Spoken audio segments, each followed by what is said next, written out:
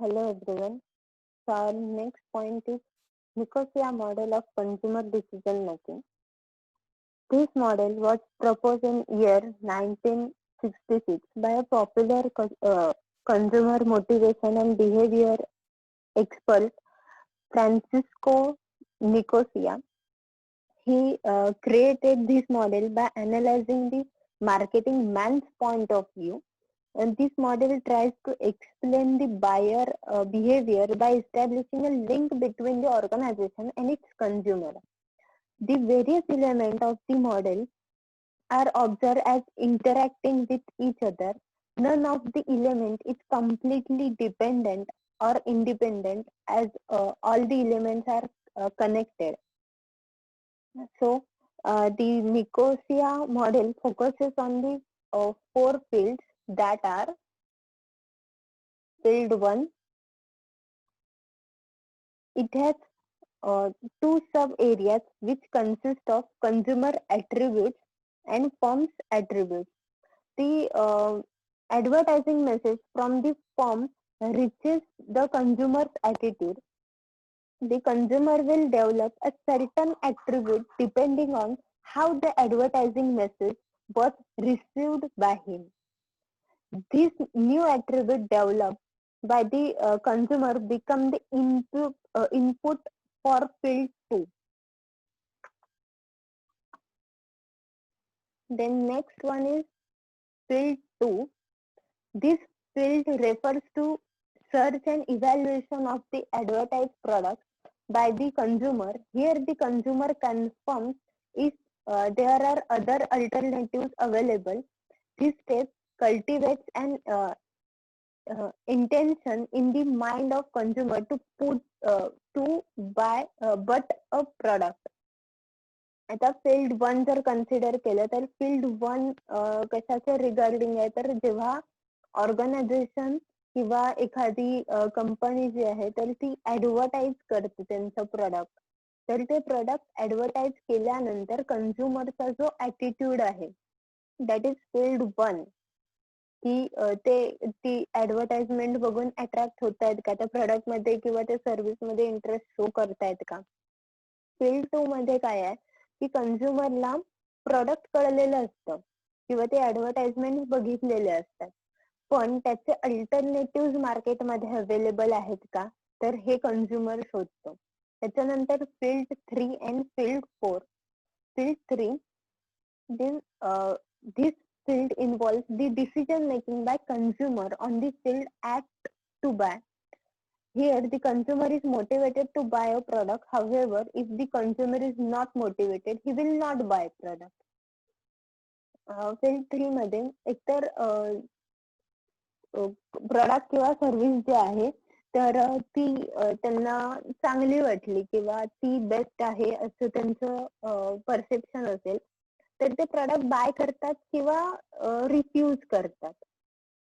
कारण आपण ते फील्ड 2 मध्ये बघितलंय की ते अल्टरनेटिव्ह पण बघतात, म्हणजे प्रोडक्ट अनालाइज करतात मार्केट मधल्या अल्टरनेटिव्ह कॉम्पिटेटिव्ह प्रोडक्टची. त्याच्यानंतर field 4, if the consumer boys a product he moves into field 4. It refers to the consumption experience of the purchase items. This field provides the marketer with feedback of sales result. आता field 4 जे आहे तर कंझ्युमरचा preference जो आहे तर त्या प्रोडक्टला जातो, म्हणजे बाईंग किंवा रिपिटेटिव्ह बाईंग म्हणू शकतो आपण. आणि मार्केटमधून रिस्पॉन्स जे आहे तर तो कंझ्युमर कडून येतो की त्या प्रोडक्टचा सेल किती होतोय, मग त्याचं रिपिटेटिव्ह बाईंग बिहेवियर काय आहे, कुठच्या टाईपचे कंझ्युमर जे आहेत तर ते कंझ्युम करतात प्रोडक्ट एक्सेट्रा. तर ही डायग्राम आहे निकोसिया डिसिजन मेकिंग प्रोसेसची. नेक्स्ट आहे इव्हॅल्युएशन ऑफ द मॉडेल. आता या मॉडेलचं इव्हॅल्युएशन बघूया. त्याच्यात 5 पॉइंट आहेत. पहिला आहे the model is an initiative taken by Nicosia to identify the decision making process. Decision making process identification साठी हे मॉडेल बनवलं गेलंय.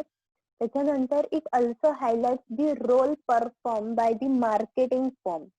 मार्केटिंग फर्मचा रोल काय आहे, ते किती परफॉर्म करतायत, तरी तो आयडेंटिफाय करता येऊ शकतो, हायलाइट होऊ शकतो. नेक्स्ट आहे consumers attributes and firms attributes are overlapping. त्यांचे एक्सपेक्टेशन आहेत किंवा इन्फॉर्मेशन गिव्हन टेक आहे, तर त्याच्यामध्ये ओव्हरलॅपिंग होऊ शकतं. नेक्स्ट आहे consumer start the decision making process with no predisposition motion. Decision making process जेव्हा कन्झ्युमर स्टार्ट करतो, तर आपण फील्ड 1 मध्ये बघितलं की मार्केटिंग पासून स्टार्ट होते ती प्रोसेस, कारण कन्झ्युमरचा ऍटिट्यूड पण आपण कन्सिडर केला. नेक्स्ट आहे ती model gives lot of emphasis to the communication with the consumer, which will help to change his perception towards the firm and the product. या मॉडेलमुळे कन्झ्युमरचं जे परसेप्शन आहे to look out towards this model or form, तर ते change होऊ शकतं. कारण आपण बऱ्याचदा प्रोडक्ट किंवा सर्व्हिसेस जेव्हा परचेस करतो, डिसिजन कन्फर्म करतो, तर तेव्हा आपण ऍडव्हर्टाइजमेंटमुळे त्या प्रोडक्ट मध्ये इंटरेस्टेड असतो. मग जितके ऍडव्हर्टाइजमेंट स्ट्रॉंग असेल, तर तितकं तुम्ही कन्झ्युमर पर्यंत जास्त पोहोचता आणि कन्झ्युमरच्या माइंडवर त्याचा अफेक्ट खूप जास्त होतो. Limitation of Nicosia model. This law is incomplete as it does not mention the several factors internal to the consumer. त्याच्यामध्ये सगळे फॅक्टर्स काही कव्हर केलेले नाहीयेत. त्याच्यानंतर दुसरं आहे, this model has not maintain a clear line of difference between consumers attribute and firms attribute. Consumer आणि firm ऍट्रिब्यूटचं जी लाईन बिटवीन देम क्लिअर नाहीये, कारण ह्याच्यामध्ये डिसिजन मेकिंग प्रोसेस आपण बघतोय, पण त्याच्यामध्ये कन्झ्युमरचा ऍटिट्यूड जास्त इम्पॅक्ट करताय की फर्मचं ऍट्रिब्यूट आहे, तर ते जास्त इम्पॅक्ट करते, तर ते आयडेंटिफाय करणं अवघड आहे. आणि त्याच्यानंतर लास्ट पॉइंट आहे, the model has emphasise only on firms advertisement while there are various external factors that influence the consumer to accept or reject a product. Hence, it is not mentioned in this model. या limitation मध्ये काय आहे की external attribute सुद्धा impact करतात कन्झ्युमरवर, आणि ते ह्याच्यामध्ये कन्सिडर केलेलं नाहीये. ह्याच्यामध्ये फक्त फर्मच्या ऍट्रिब्यूटच्या पर्स्पेक्टिव्हनी कन्सिडर केलं की ऍडव्हर्टाइजमेंट आणि कन्झ्युमर. पण जर फायनान्शियल फॅक्टर्स असतील, एन्व्हायरमेंटल फॅक्टर्स असतील किंवा मार्केटिंग किंवा प्रोडक्ट चेन असेल, तर ह्या सगळ्या गोष्टी ज्या आहेत, सप्लाय चेन असेल, तर या सगळ्या गोष्टी याच्यामध्ये काहीच कन्सिडर केलेल्या नाहीयेत. नेक्स्ट आहे diffusion of innovation. So definition of diffusion. Diffusion is the process by which an innovation is communicated through certain channels over a time among the members of a social system. आता त्याचा meaning जर बघायचा झाला, तर तो असा आहे की एकतर ही मॅक्रो प्रोसेस आहे आणि न्यू आयडिया ती बिलॉंग करते. आपण इन डिटेल बघूया. Diffusion is macro process which is concerned with the spread of a new idea or new product from its source to consumer. Group communications are an essential source of information which influences the consumer decision making. Group communication can take place within or across groups. However, communication within groups relates to word of mouth that take place through friends, neighborhoods, peers, and family, whereas communication across groups take place through the process of diffusion of innovation and influence innovation in multi-phase phenomenon, which can be seen from various angles. आता नवीन idea ज्या आहेत किंवा नवीन प्रॉडक्टचा source जो आहे तर तो consumer पर्यंत कसा पोहोचतो, तर ऍडव्हर्टाइजमेंट ही हा एक मीडियम झालं किंवा हा एक वे झालाच. पण ग्रुपमध्ये जर कन्सिडर करायला गेलो तर त्याच्यामध्ये फ्रेंड्स, नेबर्स, पियर्स किंवा फॅमिली जी आहे तर त्यांच्यामधून जी इन्फॉर्मेशन शेअर होते म्हणजे आपण त्याला माउथ पब्लिसिटी म्हणतो, तर त्याचा इम्पॅक्ट खूप जास्त होतो की कंझ्युमरच्या डिसिजन मेकिंग प्रोसेसवर. आता डिफ्युजन प्रोसेस त्याच्यामध्ये 4 स्टेप्स आहेत. Innovation, communication, social and time. Innovation बघूया. Innovation means the newness of product or a new product introduced with few new attributes in market. There are several approaches that have been adopted to explain innovation there. आता ह्याच्यामध्ये पण innovation मध्ये त्यांनी categories केल्यात. 4 categories आहेत. पहिली आहे firm oriented approach, दुसरा आहे प्रोडक्ट ओरिएंटेड अप्रोच, तिसरा आहे market oriented approach and consumer oriented approach. तर firm oriented approach, this approach considers newness of product or service from the viewpoint of the firm manufacturing it or marketing it. An innovation is considered as new if the firm considers it to be new. If a product is improvised or modified, it is considered as a new. This approach is useful only if the objective is to analyze the influence that a new product will have on the firm. Form oriented approach मध्ये innovation जर हा criteria बघितला तर new product किंवा new method of marketing किंवा advertisement, तर त्या firm साठी नवीन असणार आहे ती गोष्ट. म्हणजे एखादं एज्युकेशनल रिलेटेड मॅन्युफॅक्चरिंग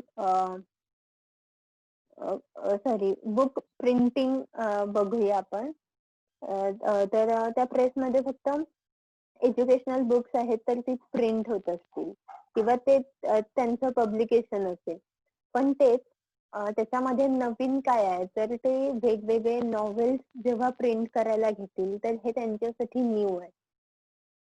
किंवा एखादी फर्म ट्रेडिशनल मेथडने मार्केटिंग करते आणि ती आता डिजिटल मीडिया थ्रू मार्केटिंग करायला लागली तर त्या फॉर्म साठी तो न्यू अप्रोच आहे.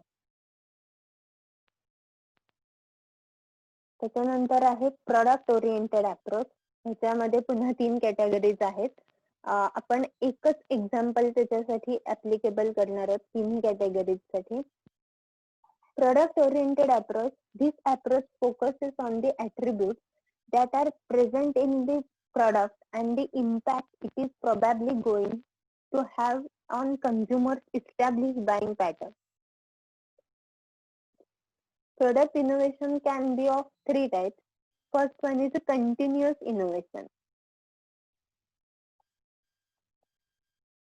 A product is referred to as continuous innovation when there is a modification or an improvement in an existing product. For example, revised version of mobile phones, car, TV, etc. आता इथे mobile फोनचं example आपण continue करत जाऊया. Continuous innovation मध्ये आता आपण mobile जर कन्सिडर केले तर त्याच्यामध्ये मार्केटमध्ये सतत नवीन फोन येत असतात. वेगवेगळ्या कंपनीचे वेगवेगळे व्हर्जन, वेगवेगळे मॉडेल्स असतात. त्याच्यानंतर dynamically continuous innovation. As compared to continuous innovation, the dynamically continuous innovation is more disruptive, but it does not result in changing an established behavior pattern. It can design a new product or modify an existing product. For example, mobile phones replaced pagers.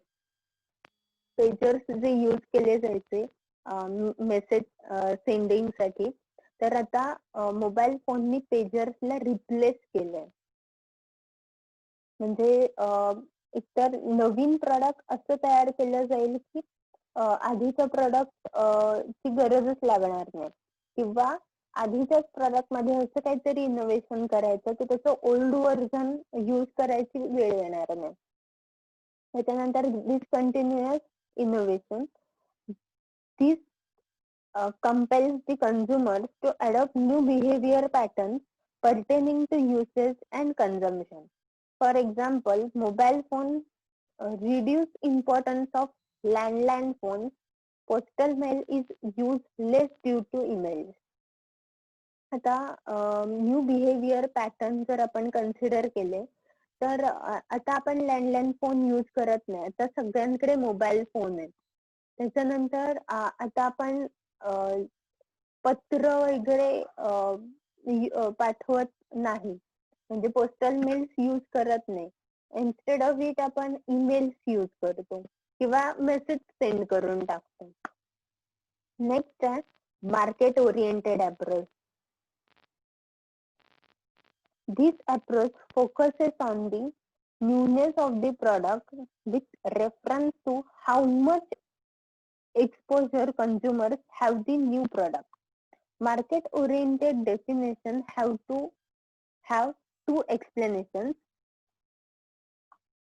That are, first one is a product is treated as new if it has been purchased by a fixed percentage of the potential market, or a product is regarded as a new if it is available in the market for a short period of time.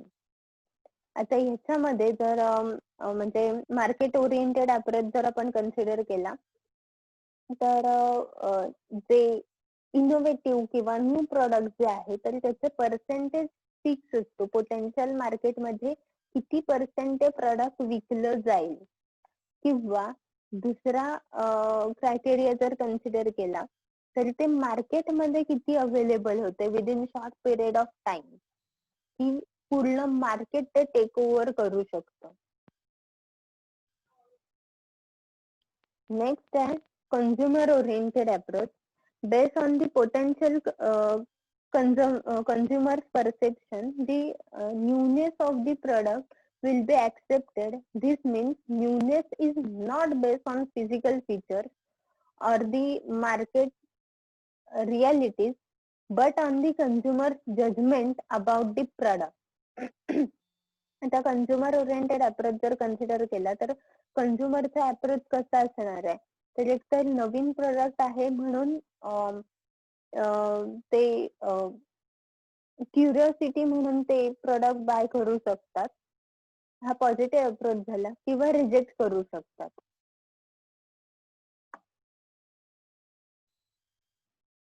Next, channel of communication. Communication plays a vital role in determining how promptly an innovation spread in the market. Communication is of two types. First one is communication between marketers and consumers, that is usual communication, marketing or advertising approach, and consumers. Then communicating among consumers, that is word of mouth communication, that is mouth publicity. Consumer information sources can be grouped into four categories. First one is personal sources. Personal sources are family, friends, neighbors, acquaintances. Then commercial sources are salesperson, self-promotion, advertising. Public sources are mass media, consumer rating organizations, and experimental sources are demonstration and handling samples.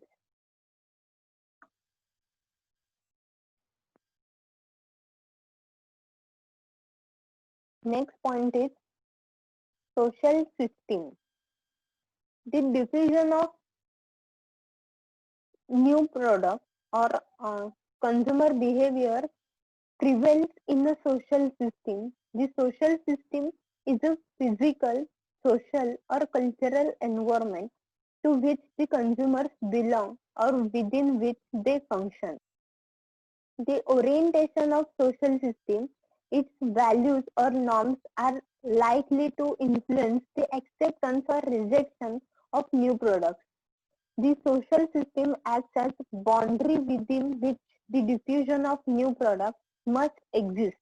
Acceptance of innovation is mostly high when the social system is modern. Innovation is mostly avoided when the social system is traditional. आता social system बद्दल जर विचार केला तर जितकी social system traditional असेल तर innovative products जे आहेत तर ते रिजेक्ट केले जातात, अवॉइड केले जातात. ती जर मॉडर्न सोसायटी जर आपण कन्सिडर केली तर त्याच्यामध्ये गॅजेट्स किंवा इनोव्हेटिव्ह प्रोडक्ट्स जे आहेत तर ते जास्तीत जास्त यूज केले जातात. आता कन्झ्युमर पॅटर्न किंवा सोसायटीचा जर विचार केला तर गव्हर्नमेंट सॉरी रुरल सेगमेंट जर बघितला तर तिथे इन्स्टंट फूड जे आहे तर ते खूप कमी यूज केलं जातं. आणि अर्बन एरिया बघितला तर तिथे इन्स्टंट फूड खूप जास्त यूज केलं जातं. म्हणजे ही सिस्टीम आहे तिथली ही एकतर हे ट्रॅडिशनल मेथड यूज करणारे लोक आहेत आणि तिकडे मॉडर्न मेथड यूज करणारे लोक आहेत. तर न्यू प्रोडक्टचा ऍक्सेप्टन्स सोसायटीवर सुद्धा डिपेंड असतो, सोसायटी इन्फ्लुएन्स करते. नेक्स्ट पॉइंट आहे time is the last stage of diffusion process. It is very important element in the diffusion process. It refers to the study of diffusion in the following ways: purchase time, rate of adaptation, and adopter categories. So what is purchase time? Purchase time is the duration between the consumer's initial awareness of new products or service and the final time taken by him or him to make the purchase or reject it. It is important aspect as it determines the average time a consumer takes to adopt a new product, which shows the overall length of time it will take for the new product to attain wider spread adoption. When the individual purchase time is short, the rate of diffusion will be faster than when the individual purchase time is long. In short, purchase time काय आहे तर organisation एखादा नवीन product तयार करते, त्याच्या regarding advertisement करते, तर consumers पर्यंत त्याची इन्फॉर्मेशन किंवा त्या प्रोडक्टची ऍडव्हर्टाइजमेंट पोहोचल्यानंतर कंझ्युमर तो प्रोडक्ट बाय करतोय की रिजेक्ट करतोय हा जो डिसिजन आहे तर तो परचेस टाइम आहे. तो जितका क्विक घेतला जाईल तर तितकी ती प्रोसेस फास्टर असेल. त्याला जितका जास्त वेळ जाईल तर त्याच्यामध्ये परचेस टाइम जो आहे तर तो तेवढा वाढत जाईल. नेक्स्ट आहे rate of adaptation. The rate of adaptation refers to how long it will take for a new product to be adopted by the members of the social system. The rate of adaptation is concerned with how much promptly a new product will be adopted by them. In case of penetration pricing strategy to capture huge market share for the new product, the marketers initially introduce the product at low price to discourage the competitors from entering the market. For example, fashionable clothes are generally adopted immediately, but it has short life as fashions change frequently. Marketers use pricing marketing strategies like penetration and skimming strategy to spread up the rate of adoption. आता rate of adaptation मध्ये जर consider केलं आपण, तर fashion इंडस्ट्रीचं example घेतलंय की fashion industry continuously change होत असते. म्हणजे त्या क्लोथ्सचा ट्रेंड येईपर्यंत, ते परचेस होईपर्यंत दुसरी फॅशन आलेली असते किंवा त्याच्यामध्ये परत चेंज झालेले असतात. तर मार्केट पेनिट्रेशन किंवा प्राइस पेनिट्रेशन कन्सिडर केलं तर त्याच्यामध्ये स्कीमिंग किंवा रेट लो रेट मध्ये किंवा डिस्काउंट मध्ये ते प्रोडक्ट सेल आउट करून मार्केटर्स काय करतात की नवीन एंट्रंट जे आहेत मार्केटमध्ये येणारे जे कॉम्पिटिटर्स आहेत त्यांच्यासाठी, तरी त्यांच्यासाठी ते डिस्करेज करतात त्यांना, कारण एक्झिस्टिंग मार्केटर शी कॉम्पीट करणं न्यू मार्केटरला पॉसिबल होत नाही तितकं. नेक्स्ट आहे adopter categories. When new products come available in the market, consumers' reaction toward them differs from one another. Some of the consumer immediately accept the new product, some of them delay their buying decisions, whereas some of them reject it. It has been observed that individuals vary considerably in their readiness to try out innovation in new product or service. In the year 1962, Everett M. Rogers has defined a person's innovativeness as the degree to which an individual is relatively earlier in adopting new ideas than other members of the social system. Rogers propounded classification of adopters that specifies that consumers can be segregated into 5 categories depending upon the time taken by them to adopt a product. They are innovators, early adopters, early majority, late majority, and laggards.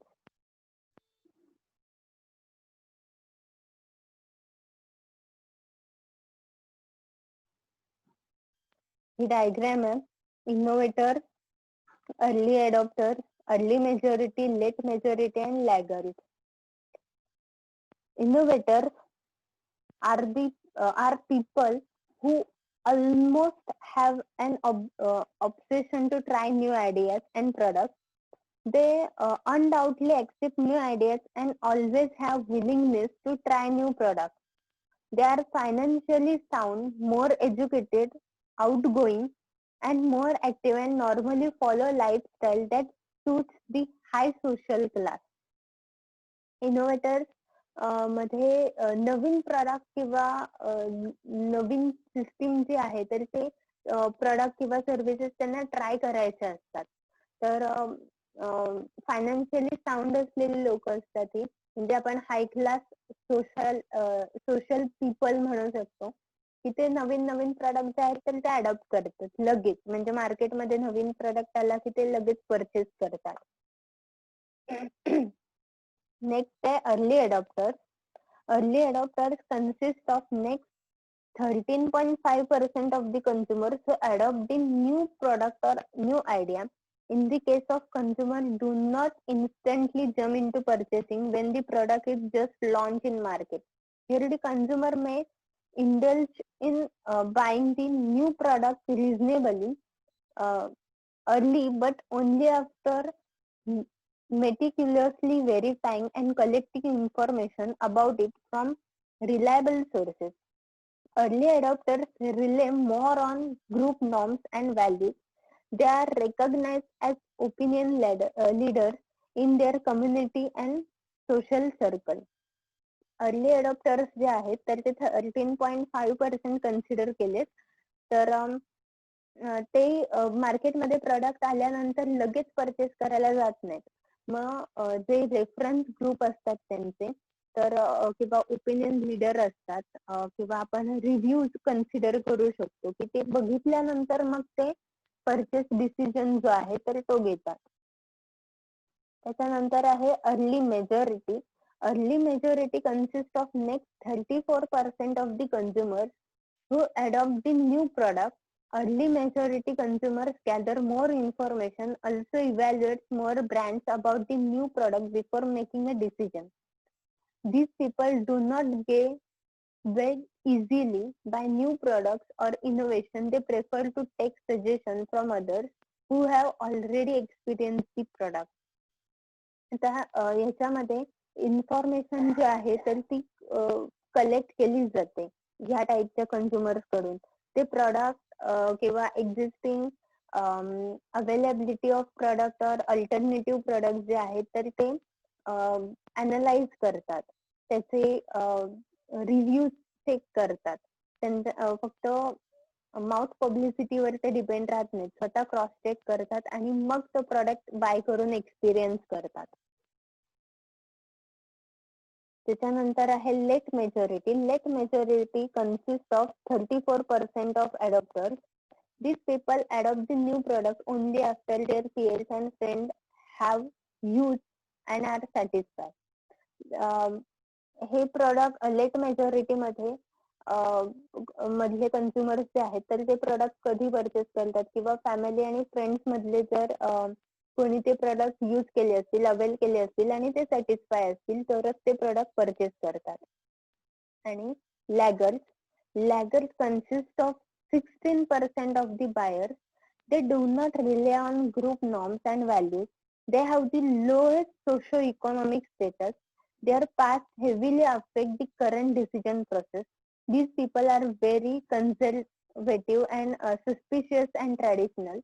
These people lag behind in the accepting a new innovation as they are elderly people and they dislike change. They are the last people to accept a new product or innovation. He traditional आणि खूप suspicious and conservative टाईपची लोक असतात की जे नवीन product जे आहेत तर ते ऍक्सेप्ट करत नाहीत. सगळ्यात शेवटी मार्केटमध्ये ते प्रॉडक्ट कम्प्लिटली अडॉप्ट झाल्यानंतर त्यांच्याकडे कुठलाही ऑप्शन राहत नाही, तेव्हा मग ते प्रॉडक्ट बाय करायला सुरुवात करतात. तोपर्यंत ते तो प्रॉडक्ट अडॉप्ट करत नाहीत. ठीक आहे, इथे हा चार्ट पुन्हा एकदा सेम आहे, आता जे पॉइंट बघितले ते. नॉन अडॅप्टर कॅटेगरीज बघायच्यात आपण, तर आता नेक्स्ट लेक्चरला बघूया.